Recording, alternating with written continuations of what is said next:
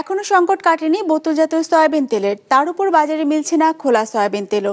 ব্যবসায়ীরা বলছেন সরকার নির্ধারিত দরের তুলনায় ডিলার পর্যায়ে 23 থেকে 28 টাকা বেশি হয় তেল বিক্রি করছেন না তারা।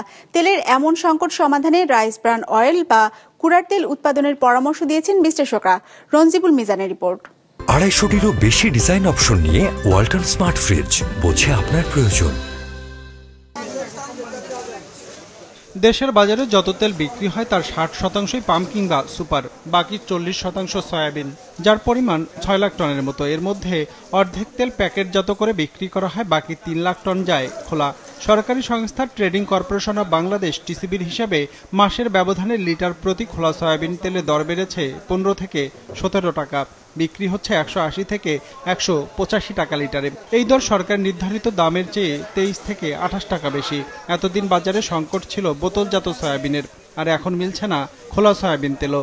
সরকারের রেট দিচ্ছে 155 টাকা, আমরা কিনে আনতে হয় 190 টাকা, বেচতে হয় 195 টাকা। এটা কিভাবে সম্ভব? এটা তো সরকারি রেট 157, কিন্তু বাইরে এখনো 157 টাকা কোথাও মাল পাওয়া যাইতেছে না। খোলাটা আসতেছে, মানে রেটের কারণে হয়তো নেই না, এখন তো মোটামুটি কমে গেছে। 2-1 দিনের মধ্যে সরকার রেটের মধ্যে এসে পড়বো, আমরা অ্যাভেলেবেল দেওয়া সম্ভব হবে।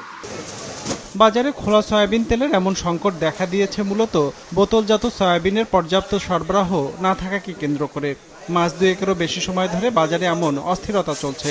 গেল মাসের মাঝামাঝি সময়ে তেল সরবরাহকারী সংগঠন জানিয়েছিল রমজানে ভোজ্য তেলের বাড়তি চাহিদা বিবেচনায় নিয়ে অধিক পরিমাণে তেল সরবরাহ করবে তারা। তবে এখনো বাজারে স্বাভাবিক হয়নি বোতলজাত সয়াবিনের সরবরাহ। আমাদের প্রতিদিন একটা দোকানে 10 থেকে 20 কার্টন তেল দরকার, ওই জায়গায় 2 কার্টন 5 কার্টন হতে কিছু হয় না। যে একটা কোম্পানি আসছে, যেমন প্রেস কোম্পানি আজকে সকালে আসছে, এসে বলতেছে ভাই 2 লিটার তেল আছে, লাগবে 2 লিটার 2-3 কার্টন, 5 লিটার তেল, 5 লিটার নাই, 2 লিটার 2 কার্টন নেন। ট্যারিফ কমিশনের হিসেবে দেশে প্রতি মাসে সয়াবিন তেলের চাহিদা 87,000 টন, রোজায় চাহিদা বেড়ে দাঁড়ায় 3 লাখ টনের মতো। সেই চাহিদা বিবেচনায় নিয়ে এবার 3,89,000 টন তেল আমদানি করা হয়েছে। এরপরে বাজারে যখন তেলের সংকট কাটছে না, তখন রাইস ব্রান অয়েল বা গুড়ার তেল উৎপাদনে উদ্যোগী হওয়ার পরামর্শ দিয়েছেন বিশ্লেষকরা। আমাদের এতগুলো রাইস মিল আছে, আমাদের প্রায় 4 কোটি টন চাল হয়, তার যে রাইস ব্রেন আমরা তার 15% ব্যবহার করি না, বাকিটা আমরা এক্সপোর্ট করি, মানুষ নিয়ে যাচ্ছে। সেইটাতে যদি সরকার একটা পরিকল্পনা করে একটা স্পেশাল প্যাকেজ দিয়ে এই রাইস ব্র্যান্ডটা থেকে তেল নিতে পারতো, তাহলে কিন্তু আপনার 30 থেকে 40% তেল আপনি স্থানীয়ভাবে পেতেন।